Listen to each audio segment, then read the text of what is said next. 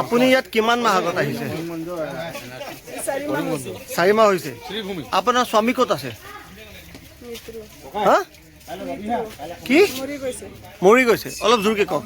আৰু আপোনাৰ ঘৰ ক'ত আছে? অৰিজিনেলি ক'ৰ পৰা? নগাঁও।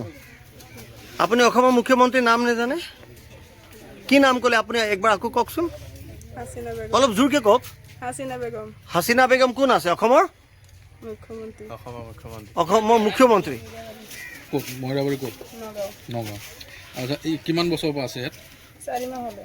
4 মাহ। কোনে আনিছিলে আপোনাক? মই এতিয়া কাজ কৰিবলৈ আহিছোঁ। কোনে আনিছিলে? কোনে? মই এতিয়া বন্ধু আছিল যে, সেই বন্ধু। কি নাম? দলিল। বৰ্তমান ক'ত আছে তেওঁ? ক'ত আছে? আছে ক'ত? আচ্ছা, এটা কথা কওকচোন, আপোনাৰ জন্ম অসমতে? আপোনাৰ জন্ম ক'ত?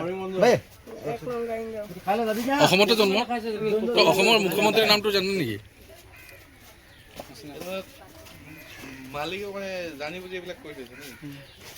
অসমৰ মুখ্যমন্ত্ৰী জানে নাম? আপুনি পঢ়া শুনা কৰিছে নাই? নাই কৰা। মুখ্যমন্ত্ৰী নাম এবাৰ কৈছিলে, কি নাম আছিলে? আমি পাহৰি গ'লো। কচোন কি আছিলে? কৈ দিয়ক। হে? শুদ্ধ একদম 1 নম্বৰ শুদ্ধ। কি নাম আছিলে? হাছিনা বেগম। মুখ্যমন্ত্ৰী আমাৰ হাছিনা বেগম। মামাৰ কাৰণে ভাল নিউজ এটা কৈছে আকৌ। মামাৰ কাৰণে ভাল নিউজ আছে।